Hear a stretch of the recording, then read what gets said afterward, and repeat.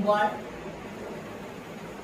এবার শ্বাস টেনে নিতে বাঁ দিক, ডান দিক, বাঁ দিক, ডান দিক।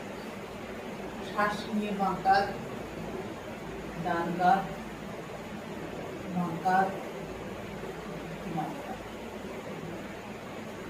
এবার গলার থুতনিটাকে সামনে দেবো, আবার সোজা, আবার সোজা, আবার সোজা, আবার সোজা।